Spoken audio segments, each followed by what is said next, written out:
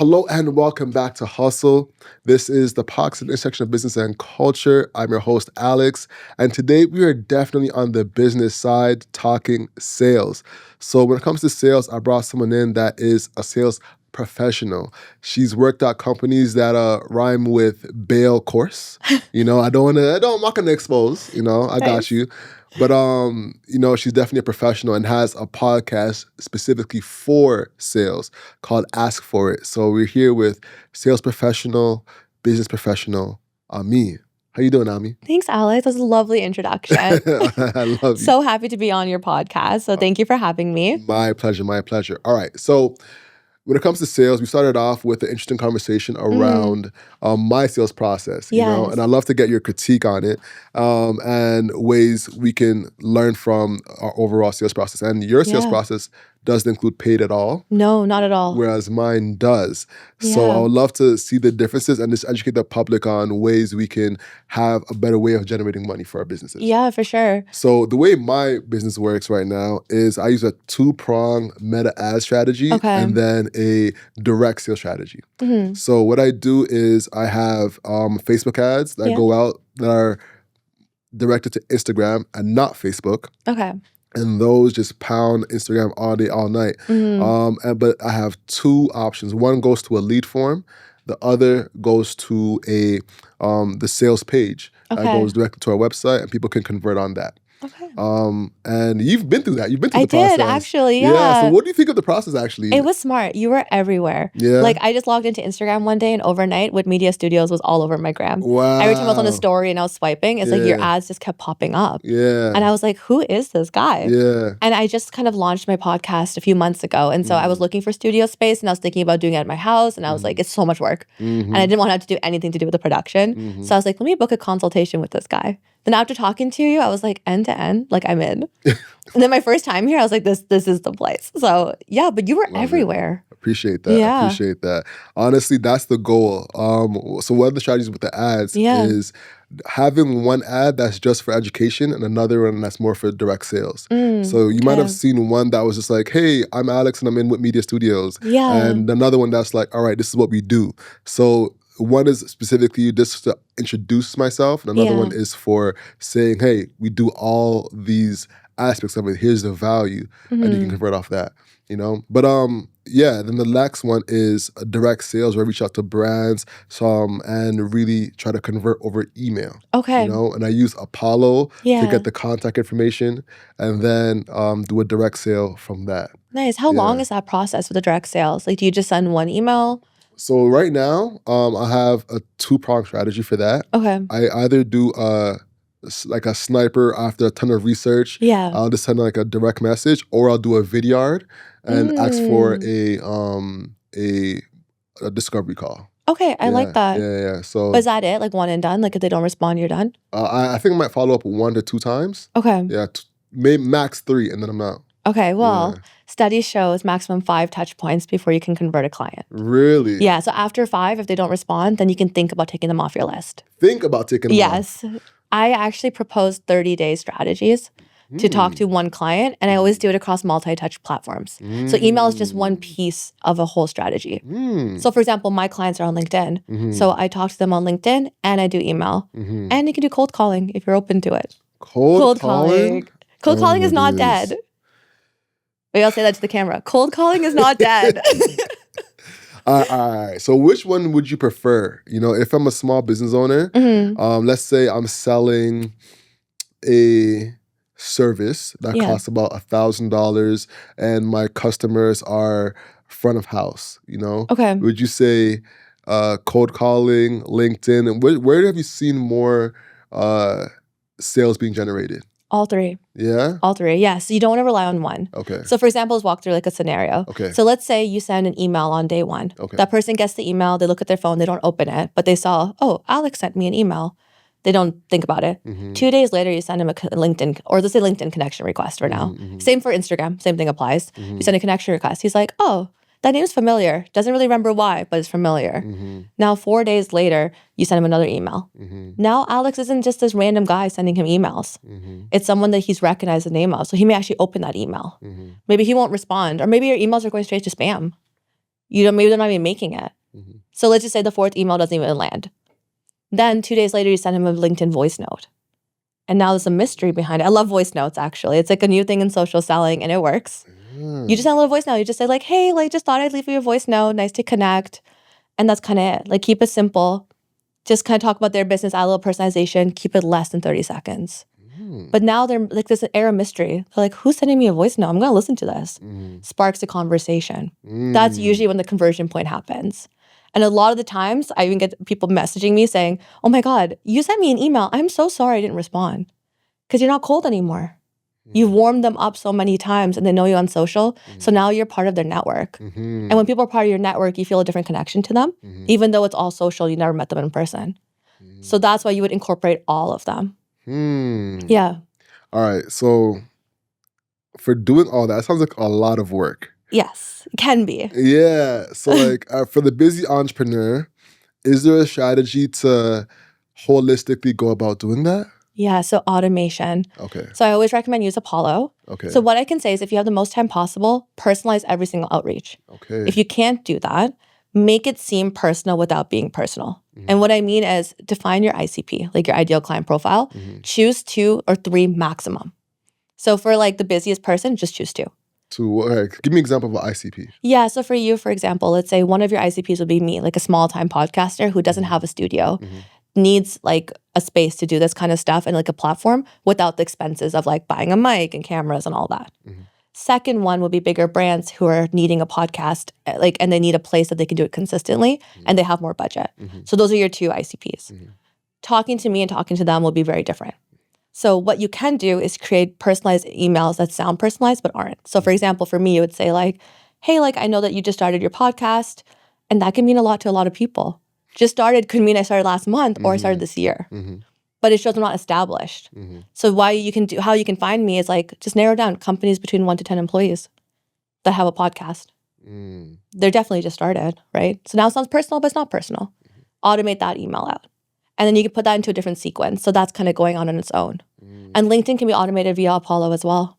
So you can add like LinkedIn messages. Yeah, do you know that? You can do automated LinkedIn messages through Apollo. Yeah, voice notes you can't, but the messages you can. That's interesting. Yeah, and you can input name and company, like, so they can automatically pull the data and input that into it for you. So you can say like, hey, name, like, saw that you just started a podcast, and it'll say like, hey, Alex. Wow. Yeah, so you can automate almost everything. Okay. Yeah. You know what? Okay, so I've been very, very, very, very nervous about that. Okay. Because one of the things I absolutely loathe, not hate, loathe, is getting an email that has hi name. Yes. And then it goes into the spiel, and then this gets dumped like spam right into the trash inbox. Yeah. Right? Is that just an automation error, or is that a feature or a bug? You know? I think that's on the person for not testing. You know what I mean? Like, I check my sequences every few days just to make sure that's not happening. Because if that happens, you have just like turned off that client completely. Like, don't even bother trying to fix that relationship. Yeah. Or make sure you find a good system. So some systems may not be better than others. So try and find like a tried, true, tested lead gen system. Okay. So like, I'm not sponsored by Apollo, even though I keep saying that. They should sponsor me. You should sponsor both of us. Listen, yes. We both love Apollo. I'm using it just like the everyday version, and that's been working wonders. Yeah. And you're using it like with sequences and customizations and everything like that. Like and properly. It's doing wonders for you. Yeah. No, it's a huge thing. It's my #1 investment. Like if I'm going to spend money behind anything, it's Apollo. Okay. Yeah. So send me an email for a brand deal. Yes. Email her. She's using it properly. Email her. Yes, for sure. Okay. All right. So now, what volume do we need? Because that's one other thing. For me, I think because I've been in sales and I've been running the business for a while, I'm pretty good at direct sales from like 3 emails, get one response. Okay, that's really good. What is the actual number? Am I just being good, or is there like a volume number that we should be aiming for? Yeah, so there's a little formula we can do. Okay. So what you have to do is first you have to set what is your revenue goal per like week. Let's say Okay, week. okay. Just make it do. You can do it like you can extrapolate it to months and whatever if you want. But what you would do actually is take like your yearly goal, divide it out, figure out what you need to earn per month, and then what you need to earn per week. Okay, so then you have that number. That's kind of on your bottom. And then you say, okay, how many customers will it take to reach that revenue goal? So grab an average. So some people will say, like, let's just say, just making up numbers, like $1,000 per person. And some people are 3,000. Grab the average. So 1,500. Okay, so then you find out how many people do you need. So let's just say you need 5 people per week. Okay. Just to keep the number simple. And FYI, my mental math is horrible. So I got you. You're it's good. like, you guys want to do like one of those overlays. It's like like that math guy on the Giphy. Yeah. But anyways, yeah. So you have, let's say you need 5 people per week. Okay. And then take a close rate of about 30% from a discovery call. From a discovery call. Got you. Okay, so like you take like, So that means you have 10 discovery calls, you close 3 people? yes, exactly. Okay. Yeah, so let's work that way. It's easier. So let's say you need 3 per week. Okay. You're gonna need 10 discovery calls per week. Okay. But to get 10 discovery calls, you need 3x your pipeline. You So you 3x. need 30 outreaches per 30 week Okay. to get about 10 discovery calls per week. And you'll only convert about 3 per week. That's the math you to work down from. And then over time, fix your conversion rate to yourself. 30% just like a rule of thumb, like a ballpark. But if you're doing better, then you can change your numbers. Got If you're doing worse, you need to double up on how much outreach you're doing. Okay. Yeah. Got Some people you. only have a 10% conversion rate. So they need to work. They have to work. They gotta send out hustle. 200 emails Yeah. to get 10 discovery calls to close the 1 person. Exactly. Oh, So it's industry specific. 30% is just like a clean one. okay. So you can fix yourself in different ways. So if you have really bad conversion rate, but you are getting a lot of discovery calls, Yeah. you need to fix your discovery calls. So it kind of helps you diagnose your problem Okay. as well. Because if you're getting leads, lead generation is not a problem anymore. You're doing that right. You just can't close your sale. Yeah, that's Yeah. so interesting. You know what? Because that's even that relates to Facebook ads. When it comes to like diagnosing a Facebook ad, Yeah. you always look at the different levels of the pipeline. So Yeah. there's like the click-through rate, right? Are people actually looking at your ad and clicking? All right, yes, okay, cool. Then are people going to your landing page? Yes, all right, so what's the landing page doing? What's going on there? Is it working or not? Then they go to the booking. And that's kind of like the overall flow, right? Yes, So you're saying true. it and the sales process is similar where, all right, how many bookings do you have? So is it Yeah. that process of it? Or is it your discovery call? What's that Yes. going? And then is the close working? Exactly. Yeah. So always think of it as like an inverted triangle going like that way. Yeah. Okay, yeah, like Yeah. a reverse pyramid. Yes, the reverse Yeah, pyramid. Exactly. okay. Yeah, because you'll start off with the most and you want to Yeah. funnel it down to exactly what you need per week to hit your revenue goal. Okay. Yeah. And then that's how I work with clients to diagnose where the problem is. Because sometimes they say they have a lead gen problem. Then we work the math on our first session. And I'm like, you don't have a lead gen problem, you have a closing problem. So let's focus on that. All right, let's start closing. All right. Yeah. Is there a common problem you see when people are trying to close a deal? Yes. They negotiate against themselves when the pricing slide comes up. What you mean by that? Yeah. So the price comes up, it gets weird. It always gets weird, right? all right. Like the client looks at it, they're pretended like there's no price behind the whole proposal. Yeah. Obviously, there's a price. Yeah. And before the customer can even speak and react, like most people start to defend the price. They start to say like, oh yeah, I put together this pricing, but it's based on what you needed, or maybe we can adjust it if you need to adjust it. And you just start rambling or yapping. And the customer hasn't even reacted yet. Or you never asked them if they reacted. Like, what did they feel about the number? Ask them. Turn it into a discussion. And that's a lot of times when the sale kind of ends. Or they end up selling something much cheaper than they even started off with. Got you. So, like, for example, let's say the product costs $10,000. Yeah. And they say it's $10,000 and the customer's like, huh. And then you kind of just jump in and be like, well, you can also add this, or we can also. Yeah, Got exactly. you. So is that a confidence issue then? Like, what do you think is like the things to solve for that? Yeah, so I think it's a little bit about just understanding how to negotiate in those kind of moments. Okay. Because it is hard when the price comes up, it's awkward. People don't want to talk about money. And we're all raised, right? Like, don't talk about money. And so when you have to talk about money, you're just like, oh my God. And so one of the things I always teach people is silence is your best friend in that moment. The pauses are going to feel longer than you think it's going to feel. So I always tell people just have a glass of water on the side. When the pricing slide comes up, let it sit. Drink your water, let the customer react. And if everyone goes silent, just ask them. Just say like, okay, so like, what do you think? And let them say what they think. Interesting. Yeah. All right, so I actually have 2 stories here. One, I've developed a little bit of a strategy. I'd love to get your opinion on this. Yeah. So what I do in my decks now is that I have the deliverable slides. One thing I've noticed is that when you do presentations, you'll put the deliverables and the price on the exact same slide. Yes, sometimes, yeah. What I've started doing is I put the deliverables on one slide, and then I copy and paste the deliverables into another slide, and then put the price under it. Smart. So you have all the deliverables once, and they register the deliverables as maybe like a price point in their head, or they're, oh, that's a lot. Okay, cool. Yeah. And then the next slide, they're like, all right, so that's deliverables. Here's the price. Yes. Strategy. What do you think about that? I like that. There's two ways you can kind of do it. So what I do and propose people to do in the easiest way possible to keep it short sometimes is like you have like your beginning slide, like just a recap of what their challenges are, what you've heard. Okay. So you can say like, this is what I heard from you. Like, do you agree with that? Yeah. So you want to co-consult them throughout. You never want to be seminar teaching them back everything. And then ask them like, any changes? And sometimes they'll tweak the tiniest thing, take it off of slideshow mode, make the change in front of them. Say it again? Like take it off a slideshow and like change it. In the presentation? Yes. Yeah. You be editing the slides as you be talking? Yes. Really? Yes. It's called co-creating your proposal with your customer. Because once they feel part of the process, it's harder for them to say no because they help build it. Okay. Yeah. I've never seen that before. Yeah. No, it's a good industry trick to kind of do it that way.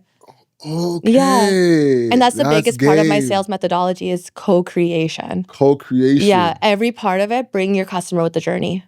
Interesting. Because you know what? That's something that's definitely happened to me where you have a presentation and they're like, oh, we want this, that. And we want ABC. Yeah. And your slide says XYZ. Yeah. So sometimes I'll like cut the whole meeting and they're like, damn, my slides say XYZ. I'll come back with it saying ABC. And I think that actually does hinder the process because now it's kind of like a block. Exactly. You're moving forward. Now you got to take a step back to... And you delay your process. You delay the process. Yeah. I'll caveat that though. Like if your offering is completely off and they tell you in the call that they want ABC and ABC is like a completely different price than what you have. Yeah. That's fine to take back. Okay. So then you can always say like, okay, you know what? Awesome. Like let's just repurpose this more into consultation. I'll take it back and do a proposal. But if it's just like language tweaks or something that's not going to affect your price and you can make the change, make the change. Make the change on the spot. Yeah. So for me, sometimes it's like with sales, I'll be like, these are your ICPs that I've identified. This is the way to do it. Let's like target this market. Yeah. And if you're like, honestly, I think I want to target like this market instead. Yeah. It's not affecting the price. So I'm like, you know what? Let's do this together. Take it off. Make the change. Yeah. And so that's kind of that co-creation. That's a big gem. Yeah. Yeah, for sure. Yeah. Okay. And then the second story I found interesting. So there's a software that we both use that did an enterprise conversation with me. Because, we're becoming power users of that software. Yeah. And we're like, okay, let's have a discussion to become the enterprise client. And I've never had this conversation before. So I was really interested to get a vision of what it's like to be on the other side of the enterprise conversation. Nice. Right? And we have this conversation and he hits me with the number. Yeah. Can I tell you, first off, I was floored. Really? Is that high? So the software, we both use it. Yeah. It costs about $30 a month, right? No, I know what you're talking about, especially when you said the price jumped to enterprise. Take a guess. I'm curious. What do you think the price is? Oh my God. How many users? I think it's unlimited users. How many, sorry? Unlimited users. Oh, unlimited users. Yeah. Oh my God. Is it like $10K a month or more? $20,000. No. Per month? Per month. Holy shit. You said no, right? Well, of course. Oh my God. I ain't no yes to that. Absolutely not. But what was funny about Holy shit. What was funny about it is as he's going through it, right? He goes to the slide and says, that'll be 20,000. Goes to the slide, hits it, right? Yeah. I gave him credit. He was a gangster about it. He was like, so that's going to be $20,000. And I knew for a fact he was going to do the sales pause. Did he do the pause? So I paused with him. Oh my God. And we just sat there in silence. And it's like... See, the problem with giving the sales secrets is that users like you will get the secret and then we're all sitting there. We're all sitting there in silence. And he's there like... How did he break it? I'm just curious. Did he? He was like, hello? Oh my God, you're like, I froze. It's like, I'm breaking out. And I'm like, yeah, I'm Oh still my here. And he's like, God. yeah. So it's gonna be that much money. I'm like, okay, so break this down. And I was Oh like my God. shocked that it was that much, you know? And yeah, of That's course. crazy. Yeah, it's crazy. And like there's not Yeah. even like a scale, literally $30, $20. Oh Like my God. there's That's nothing huge. Like, people paying this? people are paying that That's true. It's a apparently. big company. Nah, it's not that big. Maybe I'll tell you the Yeah. company after. But yeah, and it's not even Oh my God. yeah, it's not that big of a company. And I was shook. I was like, That's what? crazy. Yeah, but Oh my nah, I God. think it's very interesting to go for those big sales like that and have that Yeah. as a strategy. Kudos to them, you Yeah. know? No, it's true. Yeah. But going back into it, right? I think when it comes to sales, Mhm. there's a lot of apprehension Yes. to the word sales. And I think we've all had those people who have commission breath. Yeah. You know Oh, what I I'm like saying? that term. Yeah. Oh, you ever heard commission breath before? No, Yeah, I haven't commission- heard that. Oh, there's You have gang of such good these. terms. I'm like, I don't know which ones are you're coining and what's like out there. Commission breath is not mine. Oh, that's not one, not yours. No. No. Commission is not mine. I got commission breath from being in fashion. Oh, So basically, cool. before I was in marketing, I worked in fashion boutiques. Okay. Because I was trying to become like a suit guy. Because the business of suits is amazing. Really? Think about this. I come to you, I measure you, and then say that'll be $4,000. Yeah. And then you give me $4,000. That's the suit game. True. And you get commission off that as well? You get, if you're a business owner, Mm-hmm. you get that $4,000, and you give them a suit that costs $500. Oh shit, that's a good markup. Okay. That's the game. Why are you in podcasting? Let's go back. You know what I'm saying? That's the game of suits. Yeah. You know, so I found that out, and I was like, oh, that's what I'm about to be. And then I figured out Yeah. that's not really my journey like that. Mhm. But in that, I started working at boutiques to try and learn. And there's this phrase, especially at some popular stores in Toronto Mhm. that I don't want to expose, but they're very popular for having like aggressive salespeople. Okay. So we call that commission breath, where they're just coming Oh. up to you, and you can just tell the energy is just completely. For girls, I think Aritzia breath is another one. That's what you I was know? thinking. I was thinking Aritzia. That's the only store that came to mind. Yeah, really? I love Aritzia. Like but these them are girls- wearing the pants, well, but them girls beyond you. yeah, this is scary. Yeah, The no mirrors in the change rooms. Like everyone's out there. really. Yeah, you gotta walk Interesting. out. You gotta do a little fashion show. Oh, Yeah, but some of them are really helpful. Someone styled me at the one in Square One, Mhm. and I always think about him still. I'm like, gotta go back to my personal stylist. I'm telling you, they're beyond you. So yeah, there's a store just like that. So that's where that comes from, commission breath. And I think because of those experiences, because of the Aritzia, because Yeah. of the other store that I might want to work with in the future, they are afraid, they're apprehensive towards sales, right? Yes. So now for that person that's always out there, I know you. You're the type of person that hates sales, that hates selling. What can you tell to them to really get over that hump Yeah. and continue to sell in the volume that they need to be selling in? Yeah, so I think the environment has changed a little bit as well. Because myself, I don't like pushy sales. Like I don't do the whole car salesman type of style. Mhm. I always say, bring value in every single conversation you're having. So whether that's talking to a person on the floor for just like a simple sale, or going door-to-door sales, or phone calls, or more complex sales, we're having proposal presentations. Always go in leading with some sort of value and give something and create a relationship. Like sales has to be a two-way street. If you're sitting there being like, oh, I need to make commission off this person, and you're looking at everybody with like a cha-ching sign all over them, that's not the right way to go about it. Because then you're gonna sell, it's gonna win, and then that's it. It's transactional. You're never gonna be able to scale that person or the opportunity. Yeah. Instead, build a relationship. Like for example, the guy at Aritzia who styled me, he was a sweetheart, absolute sweetheart. I did not feel like he was pushing anything down my throat. He even ran to a different store to grab a blazer that I wanted. I know, it was so sweet. He was like, it looks so good on you. We don't have it in our store, but like, I think Babaton or something, they have like different stores, right, in the mall. He's like, they have it. And he just ran and got it for me. Hold on. Yeah. We gotta take a quick detour for that. He ran into another store, Yeah. got the blazer, and put it on you? And he came into the back. They're all owned by Aritzia. So I don't know how it works, but you thought There it we was go. like a different. No, sorry, I thought you knew the Aritzia brands, but Got you. So Aritzia has, that's right. they Aritzia have has different multiple brands in brands. them. So he was Yeah. giving you one brand and then went to another brand of Aritzia. But different store in Aritzia. So like in Square One, there's like 2-3 different stores completely, but they're all owned by Aritzia. Gotcha. So he was in Banana Republic and went to the Gap. Is what you're saying. Yes, Gotcha. exactly like that. Got you. But like he left the floor. That's still leaving kinda other wild. customers, Yeah. ran around the mall. Like, I don't know where the store was in the mall. He came back like huffing and puffing. And he's like, here you go. It's gonna look amazing on you. That's still super wild because Yeah. that person in the Gap could have been like, he's stealing. I don't know how he pulled that off. Yeah. Like he had to probably talk to their manager there and tell them that someone, and I don't know how they work it out behind the scenes. Yeah. But it was just so sweet. And he didn't push any sale on me. He was just like genuinely excited to work with me.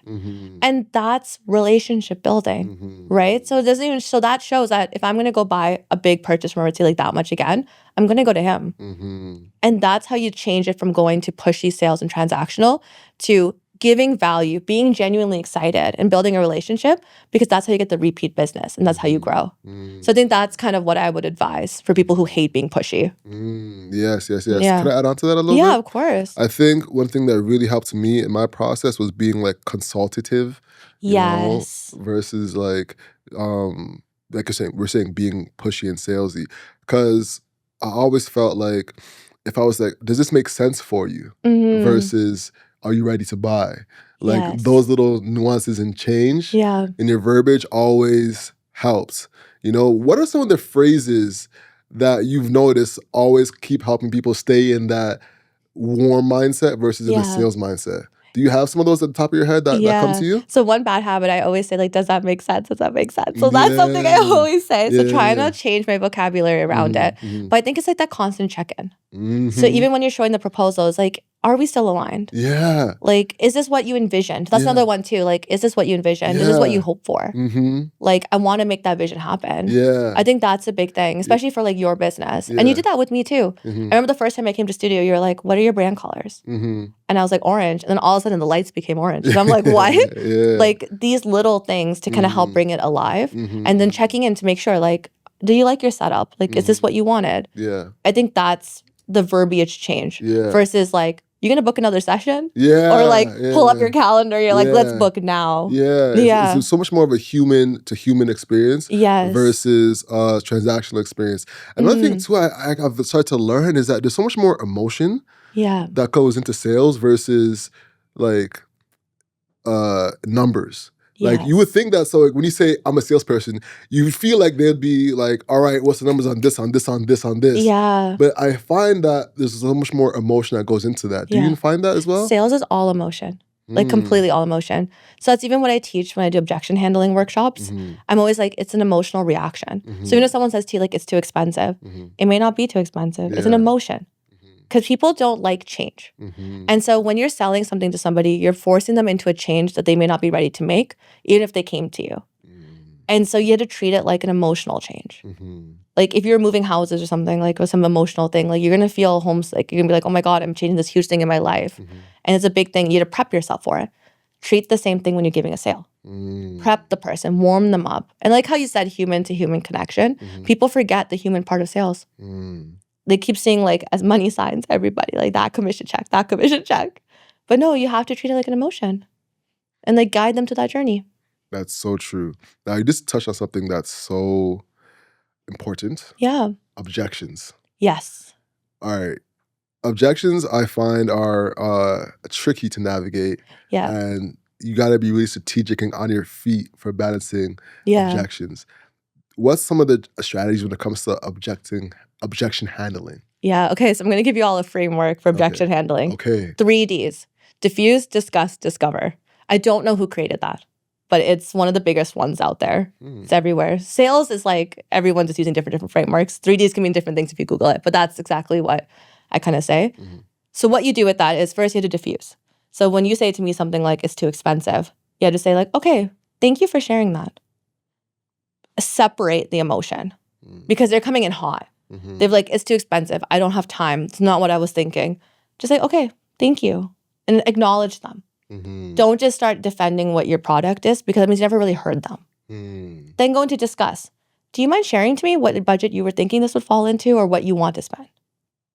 Or if you're saying like, I don't have time for this, or it's too like, it's not what I was thinking. Okay, no worries. Like, thanks for sharing that. Like, do you mind telling me more about your vision? Then you go into discuss. Start to discuss the problem. So if it's too expensive, pull up your scope slide again and say like, okay, let's just discuss this and see like, where can we cut or adjust to really help you fit your budget? And now it turned it from an emotional reaction. You disarmed it and turned it into a discussion where you have a path forward. So you always want to lead them to a path forward to like, how can we fix this? And like in sales, like I've been yelled at, screamed at, like you have angry customers sometimes, especially when you're selling like $1 million deals. But you have to just practice that. You have to stay very emotionally like squared up and cool, keep your cool, be chill, and just realize like this person's making a decision, a big decision. They're going to react. And that's it. Follow those 3Ds. I always tell my clients, put on a sticky note, stick it to your laptop, remember, and don't forget diffuse. Big one. Big gems. Big gems. Wow, that was amazing. All right, as work was wrapping up, what do you always see people make mistakes around that kind of go unnoticed in this sales process? I think not having a process. I think a lot of people like, I hate to say your own words, like sniper it, where you like choose an account, you just kind of go after it. Yeah. And like it can work once in a while, but one thing you need is consistent pipeline. So what a lot of entrepreneurs make a mistake of is that they're mostly themselves with a small team. They get enough clients coming in that they become so busy that they're not consistently finding outbound. And then that'll keep you for 3 months. But then 4th month, you have no pipeline. And now you're trying your sales process again. But it can't be this like up business, down, now we start sales, up again. Sales should constantly going up as you scale. As you said that, that just triggered me. Oh, I'm so sorry. That was so pointed. But because I think what happens too is you're in the moment of overwhelm. Yes. You have more clients in that session and in that time period, like that 3rd month, like you're saying, you're like, oh my God, I have so much clients. Yeah. You want me to advertise more? You want me to get more clients right now? What are you talking about? It's like being full and saying, go get another plate. Exactly. But you have to keep filling up. Yeah. Yeah. That mentality, I think, is such a mindset shift. Yes. That you have to have. And even for me, like right now, we're about to run more ads, and I'm like, I want to, but I don't.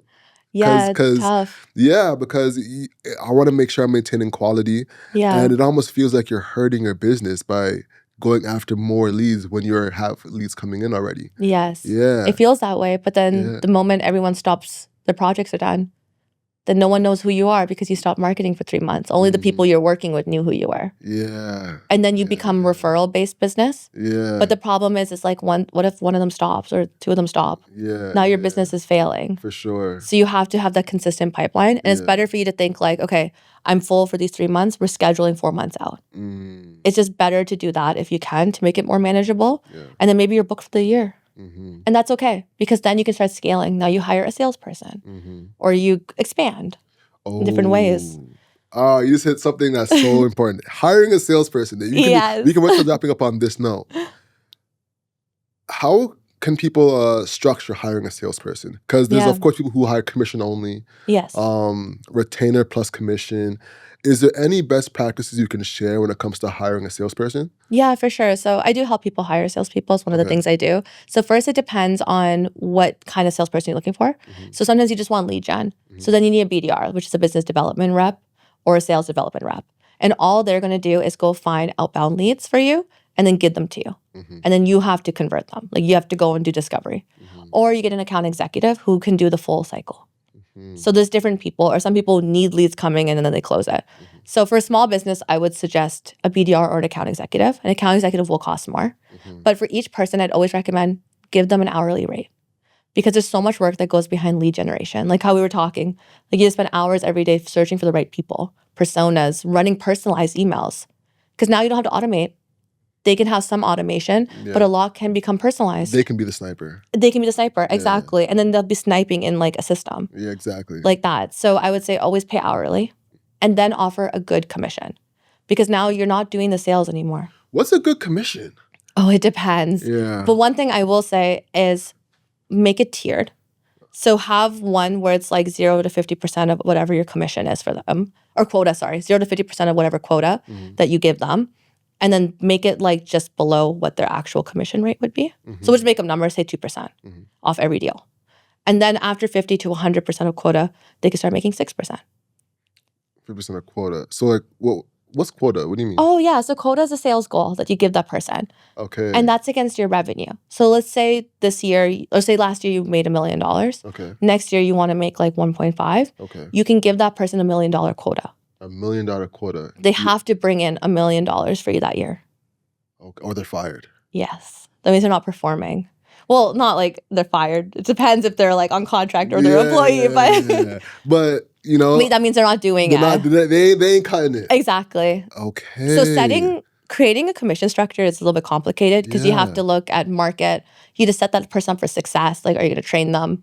Are you going to provide them with the right resources to get started, ramp them up, all that. So there's like a lot of things behind it. But the basics of it is pick a quota against your revenue goal that's realistic for what you want to do. So if you're just starting off and you're only making $20K this year, don't give them $1 million quota because you're still building brand. Yeah. Right? Yeah. So make it realistic. Okay. And then set tiers. So you have the lower part if they're kind of getting there. What happens if they hit 100% of their quota? And then accelerators. Give them more to make more.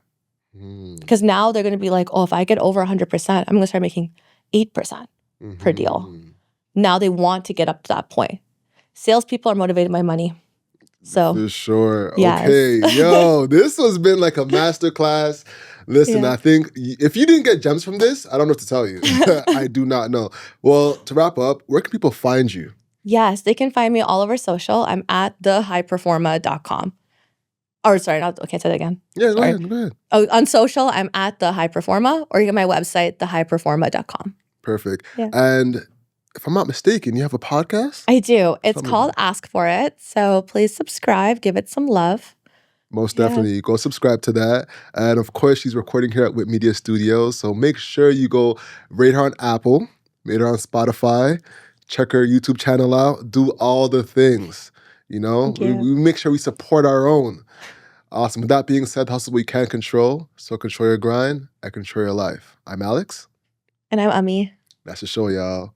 Peace. Thank you.